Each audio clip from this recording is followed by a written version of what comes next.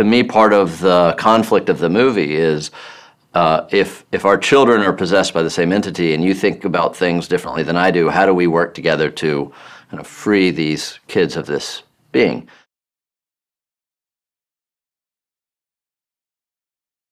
When Ellen Burstyn walks on set, I'm in the presence of Hollywood royalty, so I get goosebumps. I get excited about what we're going to create together.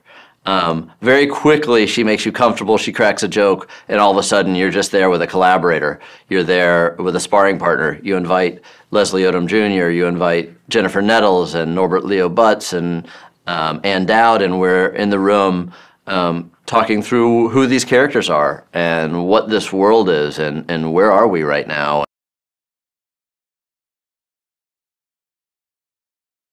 So Leslie plays the character Victor Fielding, and early in the film, we see that Victor loses his wife, his pregnant wife, and then we fast forward 13 years later, and we pick up the story of Victor and his daughter Angela. And at this point, Angela is everything to Victor. Victor lives a very isolated life.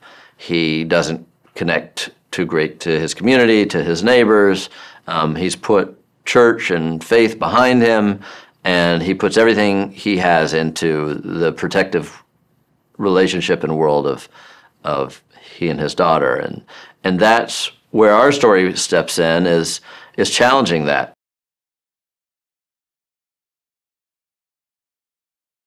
One of the things I love about the original Exorcist is it starts in this exotic locale and in these curious characters. It's very ambiguous as to what's going on, but it's captivating, it's rhythmic, it's mysterious. And then it steps away from that introduction and into a relatable, real-life, recognizable, modern-day world. And that was one of the ingredients in the original film that I thought would be smart to take to our film, of show us a place that's not our everyday world, but show how that affects some characters, and then let's step, in our case, we step forward in time several years, and then find our relatable modern-day world.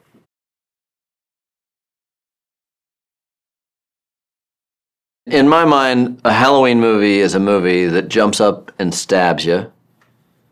An Exorcist movie creeps under your skin and gets you. So it's a very different, a demonic possession movie is a very different subgenre of horror than a slasher movie. We're not the boogeyman, we're not afraid of the dark. This is a movie about real life drama that escalates to a point of absolute mind-blowing horror.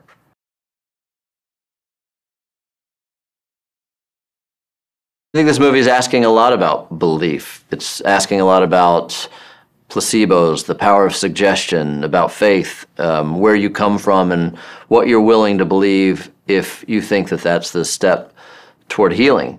And so every character, no matter how devout they have, are within the story here, are challenged by their faith, challenged by their belief. And then ultimately, that's a quality also that can unite.